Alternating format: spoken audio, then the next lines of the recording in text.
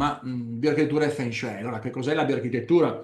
Tendenzialmente la bioarchitettura è quello scibile che guarda molto il sistema dei materiali, il sistema anche di una casa sana, quindi da un punto di vista che mantenga bene le calorie interne. Certo è che il rischio è che per mantenere la classe A posso metterci anche polistirolo e chi se ne frega, ci sono certe leggi che stanno venendo fuori che non guardano la qualità di quello che metto. La bioarchitettura vuole dire no, io mantengo una certa qualità, però ci sono diversi rami che stanno venendo fuori, l'architettura diventa anche molto tecnologica, per esempio. Infatti, se tu vai a vedere un po' quali sono le cose di bioarchitettura più eclatanti e come dire i successi della bioarchitettura, ti vengono fuori robe di questo genere, cioè The Age ad Amsterdam della PLP Architecture è un edificio più green al mondo. Ok, vediamo il green al mondo. Ok, bellissima, bellissima facciata interessante, però vediamo subito che è una facciata a sud, disegnata come una scacchiera in cui le finestre arretrate per ridurre il bisogno di ombreggiamento estivo si alternano a pannelli solari, quindi è una facciata di pannelli solari. Intanto tutta la canalizzazione di questi cavi che portano elettricità e campo elettromagnetico e sono schermati, non sono schermati, cioè qua è una specie di non so di quanta energia c'è dentro, comunque interessante, ok, mi prendi intanto il calore frontale. Questi ultimi proseguono poi anche sulla copertura e permettono non solo di produrre più energia di quanto consuma, ma utilizzano il 70% di energia in meno di un edificio convenzionale. Quindi, insomma, veramente autonomo. Ne abbiamo bisogno, è bello, è interessante, ok. Poi, dopodiché, la facciata nord ha questo disegno un po' piegato, di cui anche il nome, disegnato a taglio per fare entrare più luce naturale e barriera acustica. Quindi, un'angolazione per una barriera acustica perché c'è una strada vicino abbastanza forte di traffico e anche per far entrare la luce del nord. Interessante questa bella.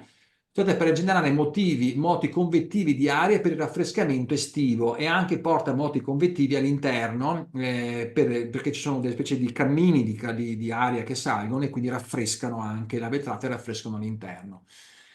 Wow, non solo, c'è una pompa di calore geotermica che è stata installata in profondità di 130 metri sotto il terreno per riscaldare e raffreddare l'edificio quando la ventilazione passiva interna non è sufficiente. Quindi in qualche modo ci sono dei contenitori che a seconda dell'estate e d'inverno pompano la parte di acqua calda o acqua fredda e riescono a raffrescare tutto quanto l'edificio. Questi sono sistemi che si usano anche nella bioarchitettura, costano molto, risparmi nel tempo, però ecco, nel tempo devi avere un pensiero anche di lungo periodo di risparmio.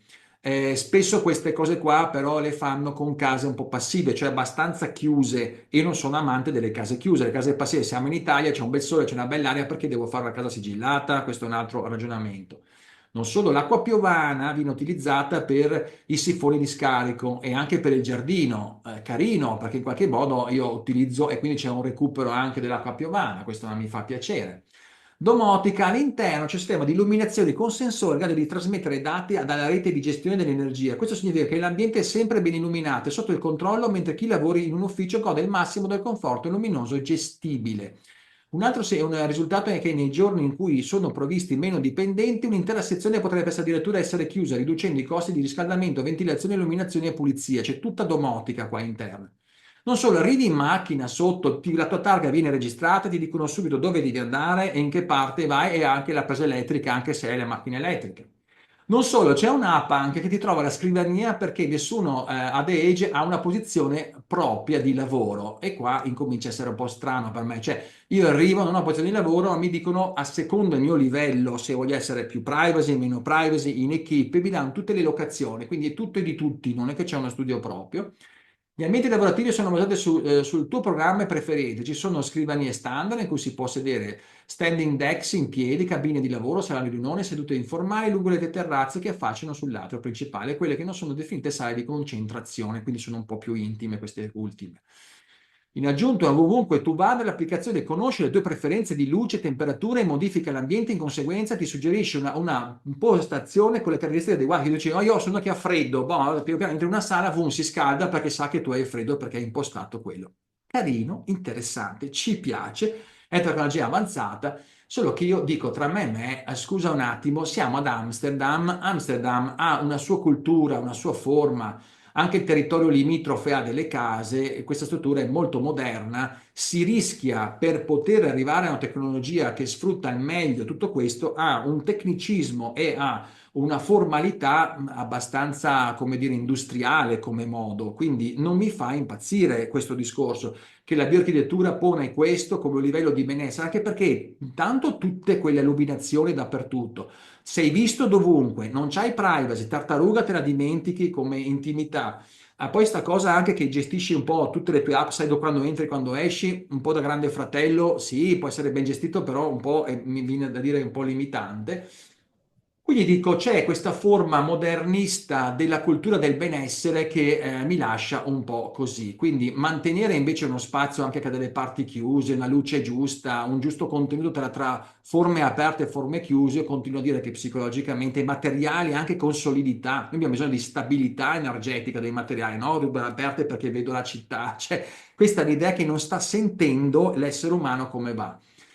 Boeri Architetti Milano, questo è l'edificio, bellissimo, mi fai a Milano sta cosa, gli insetti vanno dappertutto, si lamentano tutti perché c'è in città, cioè purtroppo o mi fai tutta la foresta in tutta la città, ma se sei un'unica cosa, è come dire, tu mi fai biologico e poi tutti quanti spruzzano intorno i diserbanti e roba del genere, quel biologico quanto biologico è, cioè bisogna anche sentire il livello generale. Non solo, ma l'architettura è discutibile a livello di spigole, a livello di assialità, cioè di sassamenti prospettici, internamente carino, però la volontà è la volontà di dire io porto verde, porto la cultura del verde, ma ascolta, perché non portiamo la cultura di diminuire un po' le risorse generali, di distribuirle meglio a tutti, di avere un po' più di coscienza generale di come stiamo, diciamo, in modo criminale utilizzando tutto e avere un po' di informare con coscienza le cose, utilizzare meglio quello che abbiamo? Perché non facciamo questo? Perché mettere tacconi su tacconi di cose che sono tumori a cielo aperto, questo è il mio punto di vista, mi sembra un po' esagerato. Se tornassimo indietro e con la tecnologia che abbiamo e sentendo che ce ne abbiamo per tutti, ne abbiamo per tutti e possiamo distribuirle, ma questo richiederebbe coscienza alzata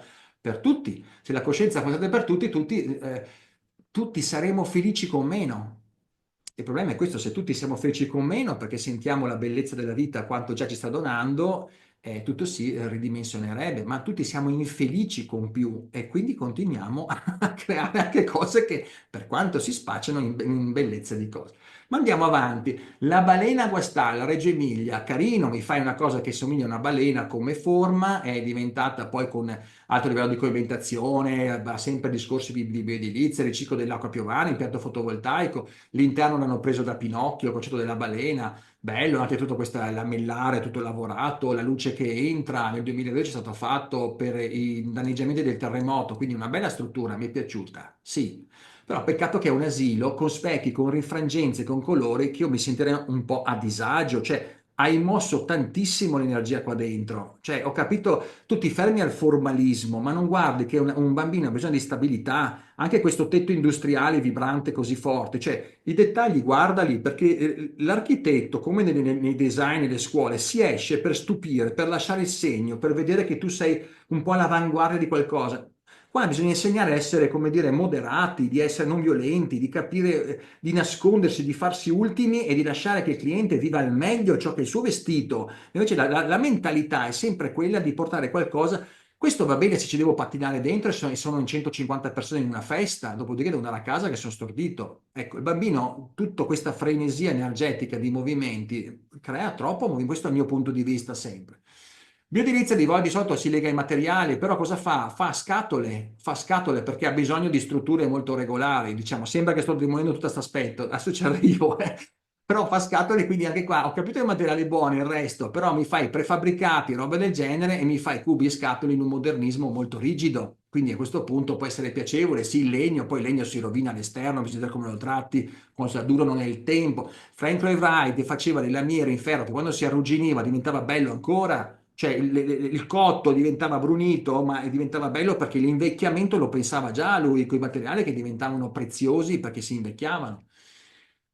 Ma non è tutto così, diciamo che io ho anche collaborato con dei sistemi, questa è la Ruben House di case diciamo prefabbricate, che è appunto nel nord Italia, che fa una bioedilizia con un certo design. Quindi incominciamo grazie all'aiuto di architetti che hanno fatto anche l'accademia. Questo è Arnaldo Savorelli, l'architetto che ho collaborato con lui, che è molto specializzato nel solare termico e la ventilazione passiva, raffrescamento estivo, guadagno solare passivo invernale, apertura in funzione del diagramma solare. Lui fa tutti questi studi e sviluppa case che lavorano molto bene con un aspetto sia di bioarchitettura che anche di aspetti di utilizzo appunto delle energie. Appunto le case sono case più semplici, però con risoluzioni calde e bilanciamento tra chiusure e aperture, ovviamente anche con tutta l'analisi del feng shui, perché si collabora sempre in team per fare queste cose. Un altro studioso che ha fatto parte dell'Accademia, fa parte dell'Accademia, e questo è Ermenegildo Anoia, ha lavorato tantissimo con Xlam, che sarebbe una ditta che fa prefabbricati, però ha fatto anche lui case, seguendo sempre i dettami del Feng Shui, e quindi questa sensibilità acquisita, che sono già molto meglio, molto più bilanciate anche come modi, come raffinamento.